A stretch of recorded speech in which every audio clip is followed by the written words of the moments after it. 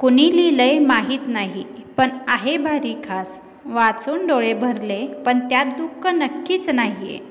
सगळं घर साफ केलं ना? माजघर झाडलं का? पावलं रेखली का? उंबरठा धुवून कुंकू लावून ठेवायचंय. रांगोळीच्या पावलांमध्ये कुंकू मागे आणि हळद पुढे घालायची. चंदनाची पावलं शेजघरातच रेखायची. तिथेच शांत शीतलता हवी. कोटीच्या खोलीत बळदाकडे थांबायचं. तेलाचे दिवे उजळवून ठेवलेत. तुपाच्या निरंजनी चारही कोण्यात लावायच्या. रेशमी खण तयार ठेवलेत ना? अक्षता, दुधाची चांदीची वाटी, कोमट पाण्याचा गडू ताटात ठेवायचा. आरतीच्या तबकात सुपारी अक्षतांसोबत ओवाळायला अंगावरचा दागिना उतरवू नका. सोन्याची वेडणी ठेवा. लेकीचं स्वागत करायला सुनांनी अंगावरचे दाग उतरवायचे नाहीत. तो त्यांचा अंगावर चढवलेला समृद्धीचा मान आहे. ओवाळून टाकायची खोबऱ्याची वाटी नीट ठेवली आहे ना? वाजवायला झांजा घ्या. थाळ्या वाजवून पोचे पाडून ठेवाल नि मग ती तरंगती ताटली जेवायला कुणी घेणार नाही. वर्षातून एकदा लेकी घरी येणार. हसून स्वागताला उभं राहायचं. कंबर कसून सरबराई करायची लेकीची. पंचांग पाहून सजलेल्या उजळलेल्या लेकी दारात हजर व्हायच्या.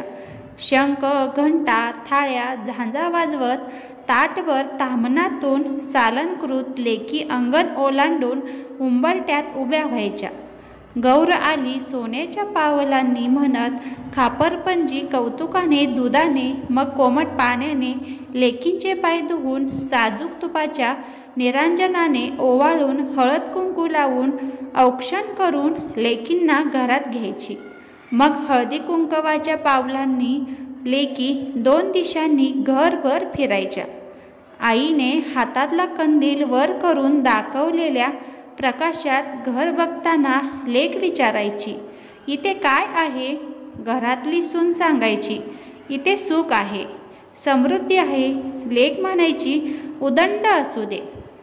माहेरचा चौसोपी वाडा फिरत लेकी माझघर, साठवणीची खोली, कोठी, शेजघर हिंडत विचारायच्या, इथे काय आहे? आणि घरातल्या सुना सांगायच्या, इथे काय विद्या आहे, इथे काय धन आहे, इथे काय धान्य आहे, इथे काय गोदन आहे, वस्त्र आहेत, भरभराट आहे. ऐकून लेकी समाधानाने हसायच्या. माझघरात दोन्ही दिशांना हिंडून आल्यावर दोघी एकत्र भेटून देवघरात पाटावर जाऊन बसायच्या. माहेरी सगळं समृद्ध आहे, उदंड आहे हे बघून सुखावून ऐटीत पाटावर बसून लांबून आल्यावर गुळाचा दुधाचा नैवेद्यरूपी पाहुणचार घेऊन मोठमोठ्या डोळ्यांनी आईचा आणि तिच्या सुनेचा प्रेमसंवाद ऐकत बसायच्या. खापरपंजी म्हणायची, आज साधंच वाढायचं, लांबून आल्यात, आरामात बसू दे, उद्या पुरणवरण आहेच. रात्री घर निजायचं आणि देवघरात मायलेकींचा सुखसंवाद सुरू असायचा. समयीच्या शांत ज्योती प्रसन्न की आपली शांत माय अन्नपूर्णा जास्त प्रसन्न. अशा वातावरणात वर्षभराची सुख लेकीला मूकपणे सांगायची नि दुःख लपवायची. कारण लेक वर्षातून एकदाच येते ना.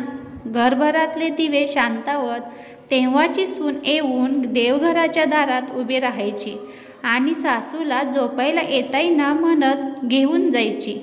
दुसऱ्या दिवशी पहाटेपासून पुरणाचा घमघमाट, 21 भाज्या, 2 चटण्या, अळूवडी, 2 कोशिंबिरी, कुरड्या, खानदेशी कढी, मसाले भात, पोळ्या, पुरणपोळ्या, खानदेशी मांडे आणि लेकींसाठी खानदेशी गव्हाची खीर, शेवयांची खीर, कळीदार भात आणि साधा वरण भात ठेवून खास गौरींसाठी बनवून ठेवलेलं खानदेशी लोणकढी तूप नैवेद्याच्या चांदीच्या ताटात वाढून ताट तयार केलं.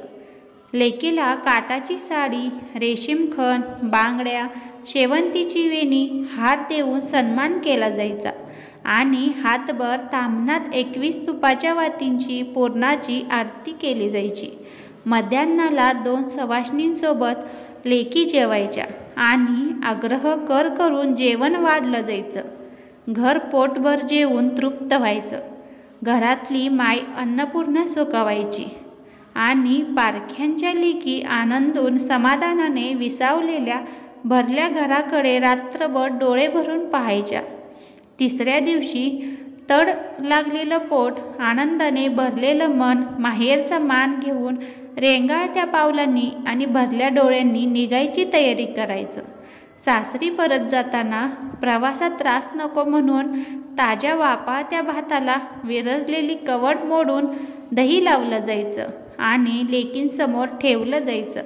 ओटी भरून कुंकू लावून घरातल्या सुना म्हणायच्या की बाई, सरबराई करायला चूक झाली असेल तरी राग नको मानूस. पुढच्या यावर्षी परत ये, तुझी वाट पाहू.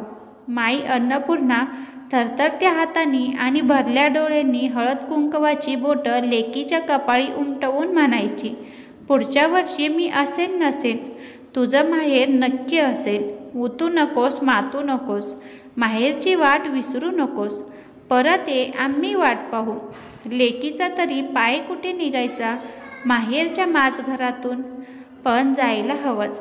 माहेरी सुख समृद्धी समाधान उदंड असू दे, माझं माहेर सुखरूप राहू दे म्हणत आशीर्वादात पुढच्या वर्षी असंच सोनपावलांनी येण्याचं वचन देत लेकी दिवसा उजेडी आपल्या घरी रवाना व्हायच्या.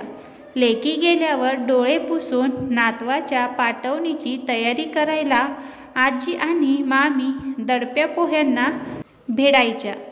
5 पिढ्या हेच चक्र अव्याहत सुरू आहे. समृद्ध माहेराने मध्ये व्युत्पन्न दिवसही पाहिले, पण लेकी माहेराला यायला विसरल्या नाहीत. माहेर पुन्हा समृद्ध झाले.